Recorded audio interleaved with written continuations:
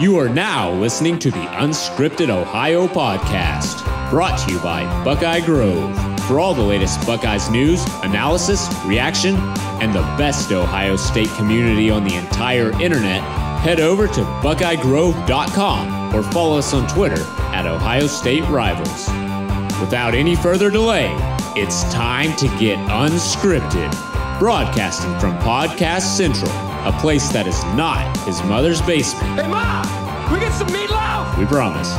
Here's your host, Kyle Lamb. Hey, Ma! The meatloaf! Good Friday, everybody. Welcome back to the Unscripted Ohio podcast, presented by BuckeyeGrove.com. I am your host, Kyle Lamb, your esteemed colleague, your partner in crime. I am pleased to announce that you can now listen to the Unscripted Ohio podcast on Spotify, as well as iTunes, Google Play, Stitcher, and, of course, your host, SoundCloud. So if you prefer Spotify, feel free to look us up on there. The Unscripted Ohio podcast has come to Spotify. I'm working on getting us on TuneIn as well. I don't know how many of you prefer TuneIn as far as your podcast medium, but I have already applied, actually, and apparently they're having some kind of issues with their servers and not working properly with SoundCloud, so I guess that is on hold for right now. But we are on Spotify for sure. We are already up there, so you can give us a listen if you prefer. If you prefer getting your podcast on Spotify, feel free to bookmark us on there. So we're going to talk some actual Ohio State football, some Rose Bowl talk. We will get into a full-scale, full-blown preview of the game. I have not forgotten about it. I'm not going to talk about it as much today, but I will tell you the play-by-play radio voice of the Washington Huskies, Tony Castricone. You may know him from his days in Columbus. He grew up in the area, went to Ohio University. He actually worked for 1460 The Fan in Columbus for a number of years. He will be on the show Monday to preview the Rose Bowl from the Washington perspective. So, very excited about that. I'm not going to talk about the Rose Bowl a lot today, except I do want to talk a little bit about Urban Meyer and what this game would do for his legacy, because I'm curious your opinions on that. I will give my opinions here in just a second. I want to talk a little bit about the Big Ten. Bowl season is underway. So far for the Big Ten, Purdue and Auburn will be coming today on Friday, and 6 more matchups coming after that. And the Big Ten bowl slate is actually a very favorable slate of games for the Big Ten. I think the league can acquit itself very well. It is off to a 2-0 start. Wisconsin and Minnesota combined on 2 56-point victories. I mean, they didn't win individually by 56, but collectively they beat Georgia Tech and Miami by a combined 56 points. So we will talk about that. Is the Big Ten due for yet another really good bowl season? And does it even matter? That's another issue. Does perception of a league's performance in the bowl games doesn't matter? I will get into that. I'll talk a little bit about the playoffs coming up here, a preview of the semifinal games coming on Saturday between Alabama, Oklahoma. Can the Sooners knock off the Crimson Tide, and does Notre Dame have a prayer of a chance of beating Clemson? Side note, boy, the ACC is really bad this year. I'm not saying Clemson shouldn't be in there because I think they are one of the 4 best teams, clearly. But, man, the way the ACC is playing so far, it does give you a little bit of pause as to just how good Clemson is, because that league is terrible. So I will talk about that. And later in the show, in the Buckeye Beat, I want to talk about Greg Schiano. Is he gone? Is this, in fact, his last game coaching as defensive coordinator for Ohio State? I have some thoughts on this. He spoke to the media on Thursday out there in Pasadena. And I got to say, listening to him talk, I have my own opinions on that. So I will get into that in the Buckeye Beat segment. So Urban Meyer, he, of course, is coaching his last game, while Greg Schiano is still a little bit of a mystery. We know Urban Meyer is retiring after this game, and he will hand over the reins to Ryan Day, who I think, even though he's been given the keys to a Ferrari, is going to he's going to look really good running down the street in that sports car. I think he's going to drive it in style. I really believe that Ohio State is in great hands, and I actually think, as crazy as this sounds, because Ohio State has one of the greatest coaches ever to coach in college football. I mean, if you think about it, he has the greatest winning percentage of all time in the AP poll era against ranked teams. Think about that. The greatest winning percentage, 74% winning percentage against ranked teams in his career. That's not just at Ohio State. That's at Utah, Bowling Green, Florida, and Ohio State. Okay, that's his entire career. 74% winning percentage. That is the best of any coach of all time since the AP poll started in 1936. So Ohio State has itself a living legend, and it is not often you could reasonably expect a coach to take over and not have a drop off in the program. What's the old expression? Those are big shoes to fill. You never want to follow a legend. In the coaching industry, the expectations are so high when you take over any program, especially when you're taking over an Ohio State or an Alabama or Notre Dame or Michigan. The expectations are really high. But when you're following a legend, a guy that has been at the top of his profession for so long, it's even more difficult to replace a guy like that. It's not an enviable position, because the chances are you can do a really good job, but you're probably not going to do as well as the previous guy, and that's all anybody is ever going to compare you to. They're only going to remember what the guy in front of you did, and every comparison, every analogy, every template, every threshold that people look at is going to be, well, this guy, did this. That's what happened when, Luke Fickell, the 1 year he took over Ohio State. Look, I don't think Luke was ready to become a head coach, but the problem is he was filling in on an interim basis for a guy, Jim Tressel, that just did so much for the program. He beat Michigan at every turn, every opportunity practically. Ohio State was running on almost all cylinders, and although there were signs of the program falling a little bit, Luke Fickell was not going to likely sustain the success that Jim Tressel had. Now, that 1 year gap was enough for Urban Meyer to come in and ironically go undefeated, and probably should have been playing for a national title in 2012. But of course, Ohio State decided to run the gamble of playing in a bowl game, in which they ended up 6-7 on the season against Florida in 2011, and they wound up getting a bowl ban in 2012 and were not able to play for a national title, which case they probably would have done so with the least talented team that Urban Meyer has had at Ohio State, as it turns out.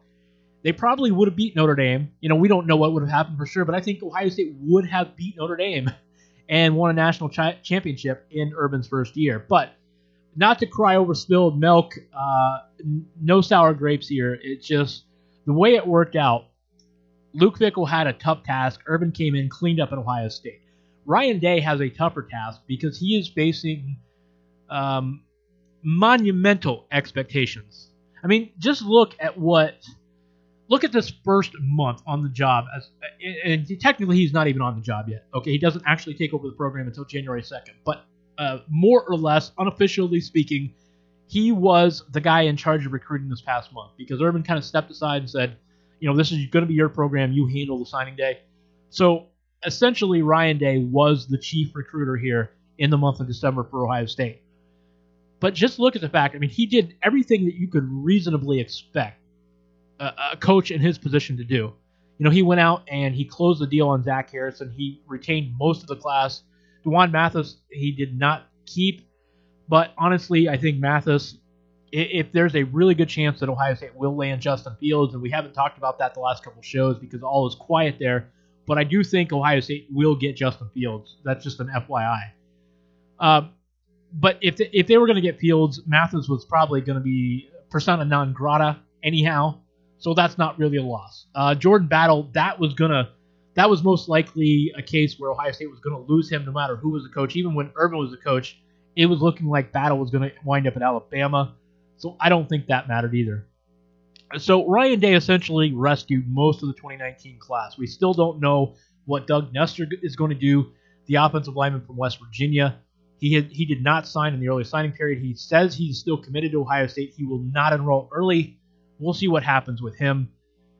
But for all intents and purposes, given everything that Ryan Day was able to do in rescuing most of the class, there are still some people out there that's not good enough. I mean, they're panicking and freaking out and doing all their hand-wringing about this class. And is it really fair? I mean, I don't think so. But I'm not going to judge. I mean, we're all emotional. I understand.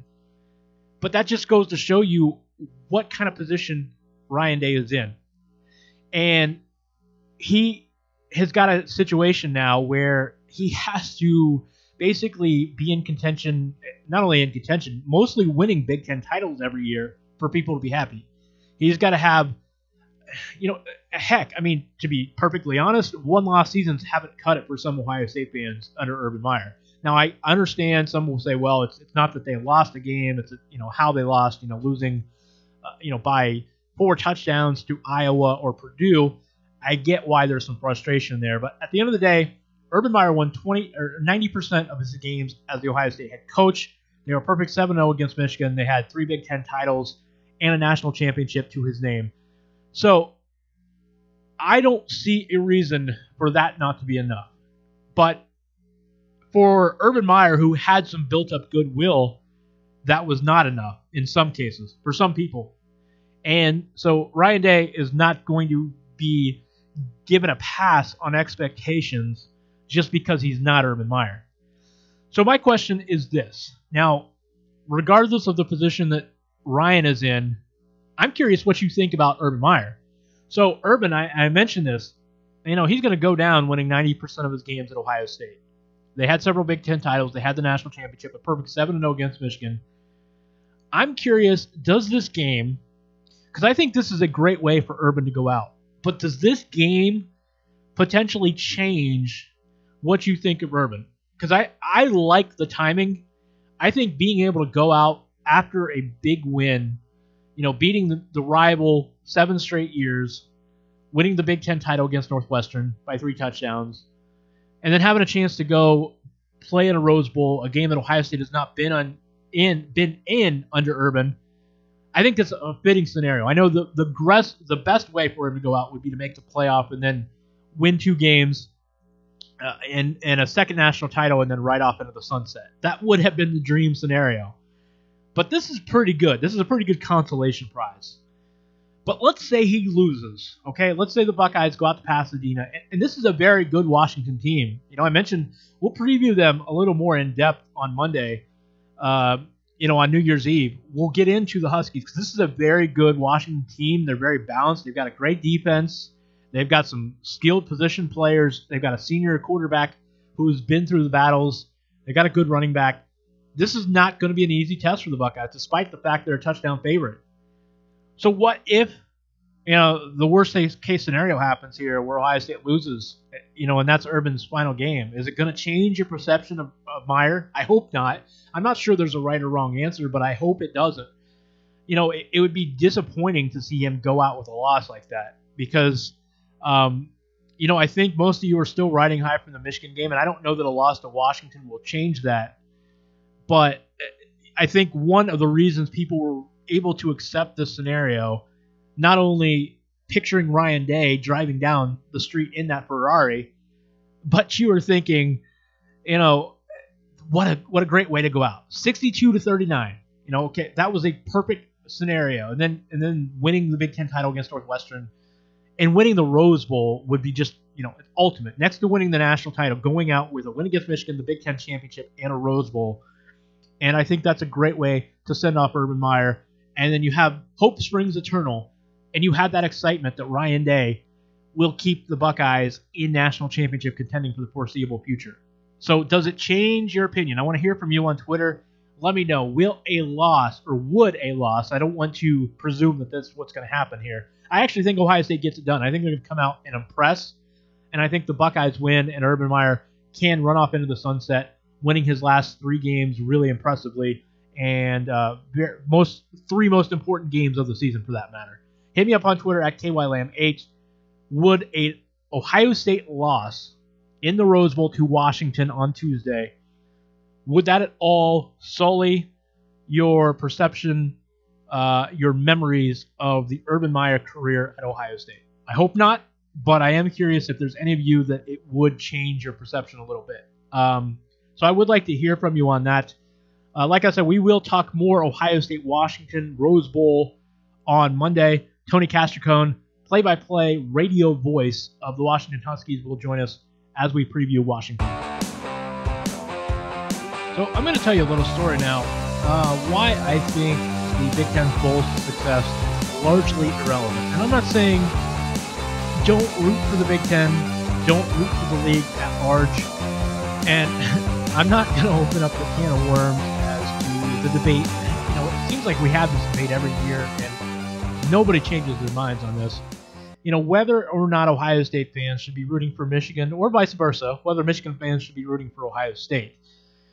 We're just not going to, nobody's going to change anyone's minds. Personally, it's kind of funny because I kind of take the stance that rooting for Michigan is actually kind of a good thing. I don't think it's a big deal.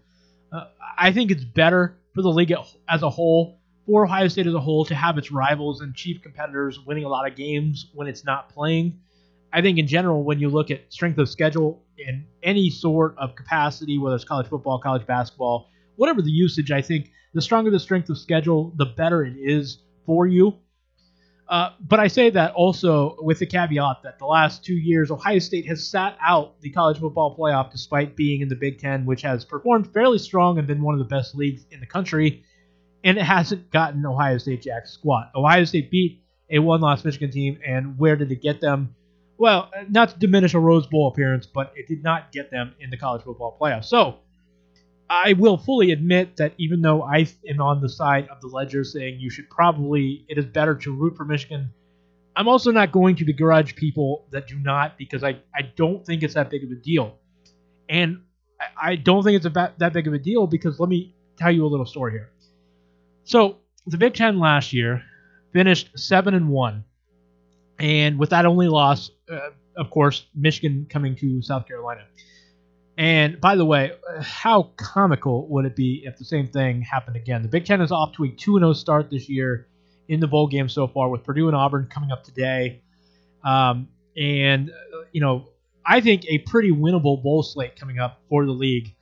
But if Michigan were to, say, drop to Florida and they were the only team, again, to lose this year, even if you think that it's good for Michigan to win, I got to say, for the rest of the league to do well, Michigan to be the only one to lose in 2 years, oh my goodness, that would be quite an epic scenario. And I have some thoughts on that I want to get to in a second, because I think if you're a Michigan fan, there are some concerns here with how Michigan players are treating these games. And if you look at what Florida is coming out of the Florida camp right now, in Peach Bowl preparations, there's a big difference in the way these two programs are treating this game, and I think that's a concern that I will get into. But so back to my point here for a second. So last year, the Big Ten went 7-1 in bowl games, okay? And I'm going to tell you what happened. This year, let's just be honest, the Big Ten once again kind of stunk up the joint in September. And this is not the first time we've seen this. It practically eliminated itself from competition a few years back when it had a disastrous September. But so Michigan loses out of the gate to Notre Dame. Penn State struggled a couple games. Michigan State lost a couple that it shouldn't. Wisconsin lost to BYU, and we've seen Wisconsin really just they were pretty mediocre this year. I mean, they finished 7-5 in the regular season for a reason, and they beat up on a really bad Miami team. Minnesota beat up on a bad Georgia Tech team. That ACC, by the way, I think Clemson is legitimately one of the top 4 teams in the country, and I believe they deserve to be in, but my goodness, that ACC was bad. In retrospect, if Clemson had lost to Pittsburgh, which of course they did not, but if they had lost to Pittsburgh in the ACC championship, that should have disqualified them from the playoff. Not jokingly in spite for losing to Pittsburgh, but because not only did they lose to Pittsburgh, but the ACC, as it turns out, was that bad. They didn't deserve that extra wiggle room to lose in the championship. But so what happened was the Big Ten came in with humongous expectations this year. Okay, remember there were 5 teams that were just either in or just outside the top 10 in the preseason poll. You had Ohio State and Michigan State and Penn State all from the East, and then Wisconsin also from the West. All 5 of those teams were in the top 15 in the country before the year. And so, back in August, if you recall, at Big Ten Media Days, actually late July, Joel Klatt was on this podcast, and he even said, look, on paper, it's not even close. The Big Ten is the best conference in the country coming into the season. So there was no question, based in part off of the bowl season last year, that the Big Ten had some favorable press coming into the year. But I'll tell you what happened is that those expectations actually worked against them a little bit, because I think the thing about college football is we have a small sample size. Okay, we all do it. I'm guilty of it. We're already talking about the Big Ten being 2-0 this bowl season. In the grand scheme of things, it's just two games. Okay, so we have a sample size issue. We overreact to everything. We overreact to 3 or 4 game samples of the non-conference schedule. We overreact to a 11, 12, 13 game season in the regular season as a whole. And then because we are still modifying our expectations and our perceptions of what happened in those small samples, we then overreact to bowl games because we don't have a lot of non-conference showdowns, especially if you're the ACC or the SEC. You're avoiding the power conference showdowns quite often. And so it's hard to really get a good sample of games. So what happens is because we have so much or so little to cling on to, we overreact. And that's kind of what happened to the Big Ten this year. And we're going to see it because I promise it's the same thing that happened last year. The Big Ten had a poor September this year.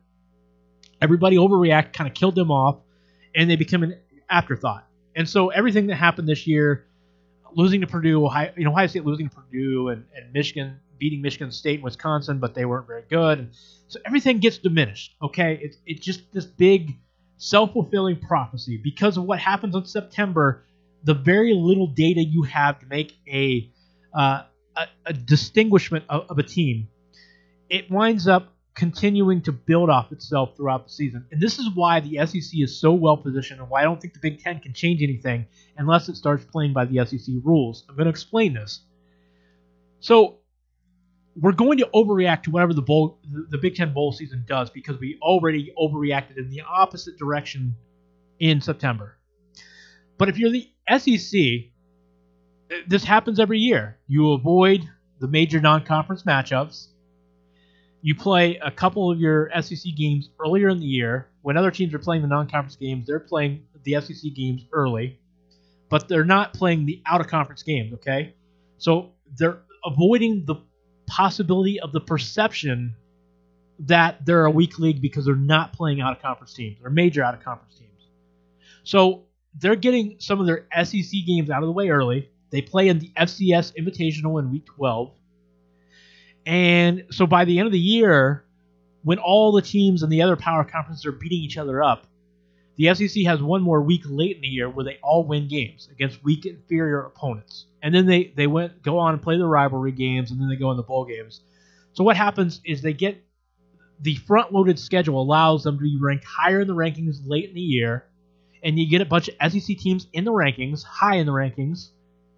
They have a decent bowl season. It doesn't even have to be spectacular. They just can't. They just have to avoid, being 1-7 or 1-8 or 2-6 or something like that. Okay, and they do because they're a good league. I mean, they're not always as the greatest thing since sliced bread, but they are a good league. So what happens is they have a decent bowl season, and once again they go into the next year, wash, rinse, repeat. It's the same story. Next year, the SEC will come in. They won't have to do anything out of conference because they don't. They just continue to beat each other up, and they can live off the perception that it's such a strong league and they beat each other up because they don't have to play as many games out of the conference to expose themselves. And not every year would they expose themselves. Okay, it's legitimately a good league. There was a 7-year cycle where the SEC was flat out better than everybody else, and it wasn't close. The last 5 years, I don't think that's been the case. I think they're up there 1 or 2 every year. But you could make legitimate arguments. Last year, 2 years ago, ACC was best. You could make it last year, make an argument the Big Ten was best. I think this year you can make an argument the Big Ten was best, despite the fact, again, it got killed in the early portion of the schedule. So until the Big Ten changes their scheduling philosophy, I'm not really sure what it does in these bowl games are really going to matter. And I think that these bowl matchups this year are highly favorable to the Big Ten. Of all the matchups remaining, remember the first two, Minnesota, Wisconsin, they were actually underdogs. There were, I think, 4 of the 9 games where the Big Ten was an underdog, and 2 of those they've already won. I'm not real keen on Iowa's chances to beat Mississippi State, and I'm not sure what Purdue does against Auburn today. But I like Ohio State's chances against Washington for the reasons I mentioned. I think that it's just hard for me to fathom Ohio State going out, playing the way they did at the end of the season, and not winning in Urban Meyer's last game. I think they're going to come out motivated. And so much of these games, by the way, motivation. I know it's a cliche, but it really is about motivation in these bowl games. There's sometimes you see a big talent differential, sometimes not. Most of these matchups you don't usually see a talent differential because of the way they're slotted in advance. So it really becomes about motivation.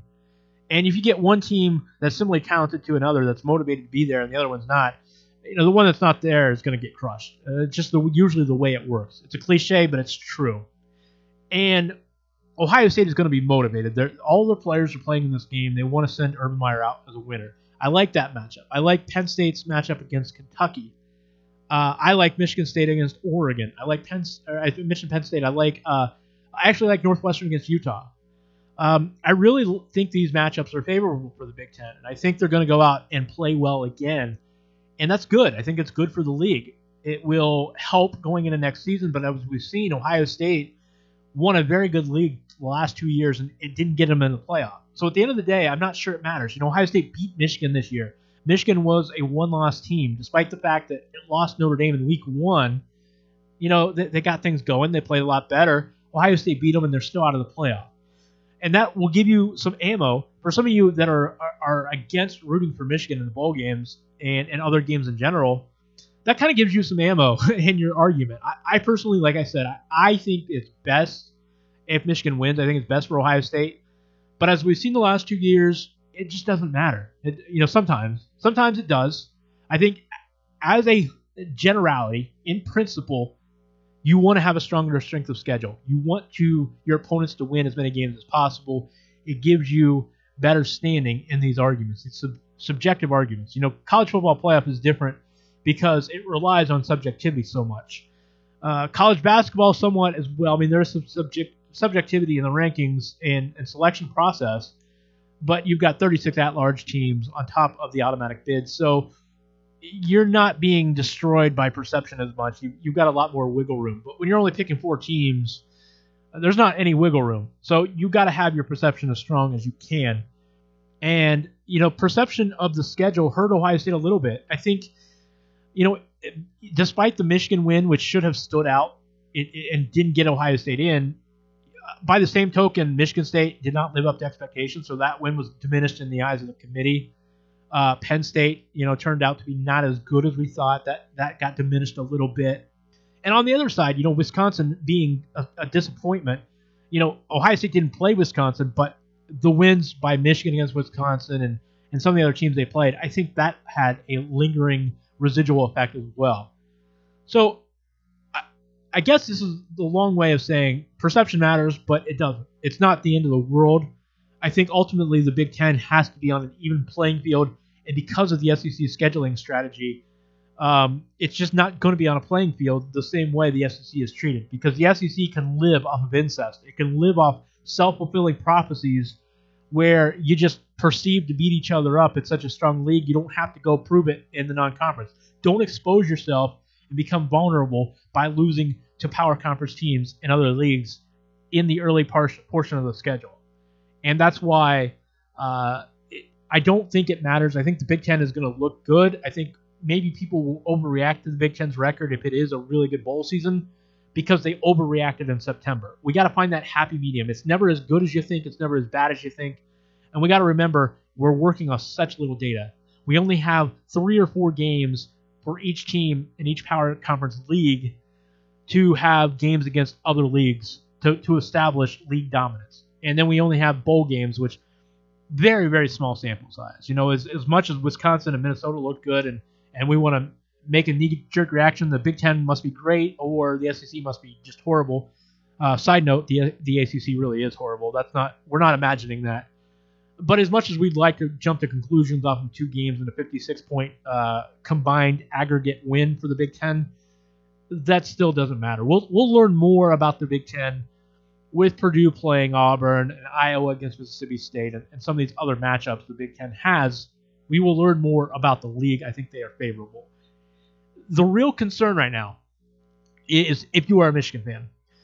Because I tell you what, we've seen this being 4 years into the Jim Harbaugh tenure, we've seen a lot of instances where things are just not right in Ann Arbor. They got a lot better this year. They played better.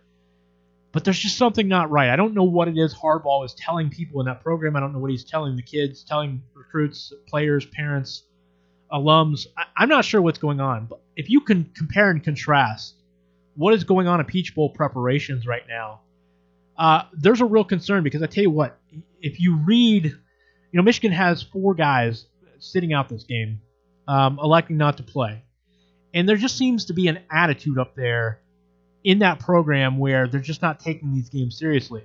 And you got to crawl before you can walk. You have to take these games seriously. If you want to expect to beat Ohio State or Michigan State or Wisconsin or Penn State with any regularity, then you've got to win these bowl games against South Carolina and Florida first. You just have to.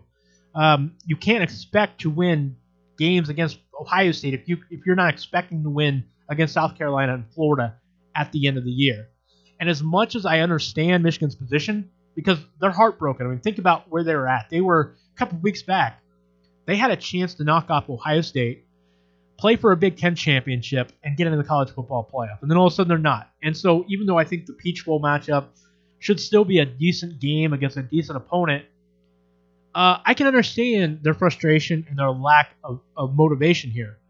But if you look at the quotes that are coming out of the Florida camp from Dan Mullen and all the players there, I mean, they're using this as a springboard. Everybody's playing in this game, and they're doing so, even the ones that might go off to the NFL, they're doing so because they're looking at, according to Mullen, they are looking at this game as a springboard into 2019 for them. They have higher expectations for next year.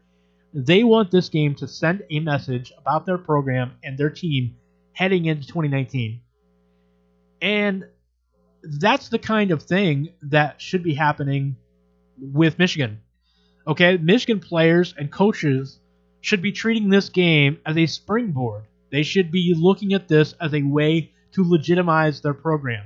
Because they had some stuff going, and then they get humiliated by Ohio State.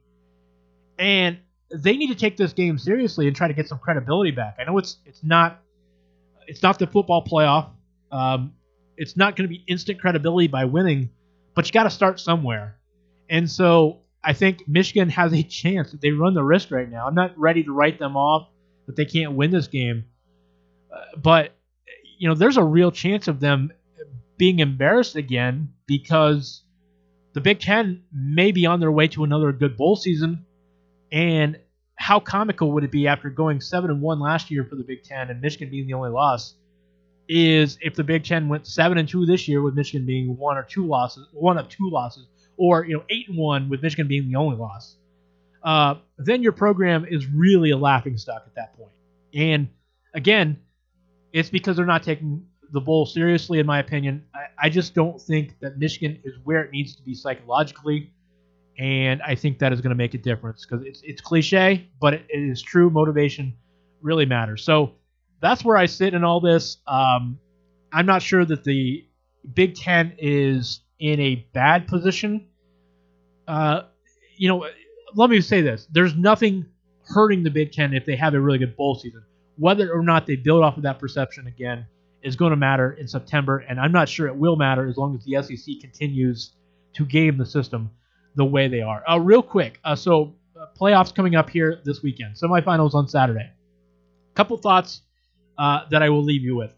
I actually like Oklahoma to win against Alabama. The reason why is we're hearing Tua Tagovailoa. It was said he's only 80 or 85%. To me, that doesn't seem like a big deal, but it really is a big deal because this Oklahoma offense can score, and although Alabama will get some stops, if the Oklahoma defense is able to just kind of hold Alabama in check, similarly to how they held Texas in check in the Big 12 championship, they've got a chance to win this game. And if Tua is completely healthy, I'm not sure that they will get enough stops to do that. But if he's not able to go full go as a runner the way that he has, I think that really changes the dynamic of that offense where Oklahoma can do just enough on defense to get stops. So I actually think Oklahoma pulls off the upset. I know I feel crazy just for saying it, but I really believe there is a chance that happens. I do think it will be a competitive game either way. On the other side, I don't see much chance of a Notre Dame win here. And I'll tell you why. Even though we're finding out the ACC was terrible and we have to take that performance with a grain of salt by Clemson, they gave up like 1 or 2 first-team touchdowns on defense in the last 7 or 8 games they played. Their defense was just outstanding. And I don't see Notre Dame, despite the fact that they got better under Ian Book, I just don't see Notre Dame being able to consistently drive against that Clemson team, even without Dexter Lawrence, who was sitting out because of the suspension. I just don't see Notre Dame being able to drive and put up points against that Clemson offense. It might be a low-scoring game, but I do think Clemson wins the game. I see an Oklahoma-Clemson final. We'll talk more about those semifinal games on Monday, what I thought of them, and, of course, we will look ahead to the College Football Playoff Championship. Also on Monday, as I mentioned, Tony Castricone coming up. We'll get into Ohio State-Washington matchup a little more in depth. Stretch runtime here at Unscripted Ohio. Kick up your feet as we cross the finish line with the Buckeye Beat, the latest in Ohio State news and notes. Kick the tires and light the fires, Big Daddy. Final thoughts before we part into the weekend. I mentioned at the top of the show, Greg Schiano discussed his future. So I have a few thoughts here. I wanted to put some audio together so you could hear these quotes from him, but Kevin did not get Kevin Noon, publisher of Buckeye Grove, who was out there doing all the work out there in Pasadena, also enjoying himself. By the way, when I called him the other day, he was on the tour bus, so he's enjoying the sights and the sounds and doing the Disneyland trip and all that. He's getting the most of his Rose Bowl Pasadena trip, but he did not get the quote that I wanted, and the one that I had, I was having some audio issues, so I was not able to include it. And I'm sorry you couldn't hear because I really wanted you to hear the quote, and so you could judge for yourselves. But just take my word on this. So basically, Schiano was asked in the press conference on Thursday about his future with Ohio State if he had spoken to Ryan Day, and it was kind of an ominous sounding quote because he basically said, he did speak, and he mentioned that he enjoys his time at Ohio State, but he'll have to do what's best for him. And he didn't want to talk about the discussions that they had with Ryan. And he's also kind of made some other comments that he's at a point in his career where he's fortunate enough to have kind of his pick of jobs, so he can go do other things if the job is right. So I got the impression here basically that Greg Schiano is probably out the door. Ironically, I think. I would have to think Kevin Wilson also, because of his credentials, could be out the door as well. We haven't heard much speculation on his future. I don't know if he's keen on being second fiddle to Ryan Day. Think about it. He came in with a lot of, he was the head coach at Indiana. He had been a very highly distinguished offensive coordinator at Oklahoma before that. And so I don't know if he comes to Ohio State thinking, he's happy about watching Ryan Day take over for Urban Meyer as he continues to be coordinator, when he probably feels like he could be out there, being a head coach somewhere again. But we will talk about Ryan Day and Kevin Wilson on the offensive side of the ball when the time comes. But I will say this. Final thoughts on the Greg Schiano situation is, I know there are a lot of people that would rather see Greg move on because I think people are frustrated with the defensive performance under Schiano the last couple of years. And I will say, I think Schiano is still a good coach. I think he's just stubborn, like a lot of coaches at this level. And I feel like he believed in his heart that he had the personnel to run a scheme that just never, for whatever reason, never was able to work out. And I think it is not a lack of insight to the game of football on his part. He didn't get to the NFL and get where he was and be successful like he has been without being an intelligent football mind. I just think it's stubbornness, and I think there are a lot of egos at this level with coaches, and I understand he has a way that has worked in the past, and he probably just stuck with that way a little too long. But I think it would be good. I think at this point, it is best for Ohio State to make some changes, and maybe Alex Grinch will be a great defensive coordinator. We certainly saw what he could do at Washington State, and I think if he takes over, I think you'll see. I don't think you're going to see a lot of wholesale changes, but I think it will be good to get a fresh new outlook on the defense. I think, and I had been hearing for a couple weeks, some personal friends that I've spoken to, I've talked to them about this. I think Schiano is gone, and I think it's a mutual decision. And I do think that Alex Grinch will be given an opportunity to take over if that happens as defensive coordinator. But we will see. I'm just reading between the lines here, though, from the way, at least the way I read it, listening to Greg Schiano speak on Thursday, I feel like there will be a new defensive coordinator at Ohio State next year. I'm going to guess if that happens, it will be Alex Grinch. But, hey, I've been surprised. I've been wrong on these things before. So that is just my take. That is going to wrap it up for the Unscripted Ohio podcast for today. As I said, Monday, New Year's Eve, we will preview Ohio State, Washington, the Rose Bowl, the granddaddy of them all. Tony Castrone will be along. He is the play-by-play radio voice of the Washington Huskies, also a former local kid. So he has a unique perspective on this game, both from Washington and Ohio State side. He has a lot of family and friends here in Central Ohio, so it is unique for him. We'll talk to him about the game and the matchup. He has seen, obviously, Washington up close all year long. I'll get his opinions on the game and the matchup. That should be a lot of fun. Once again, you can catch us now, in addition to every Monday and Friday on Buckeye Grove, in addition to publishing on SoundCloud or catching us on iTunes, Google Play, or Stitcher. We are now on Spotify. So please find and follow us, rate us, review us. We would love to have your subscriptions and your listenership on any of your medium of choice. Catch me on Twitter at KYLam8.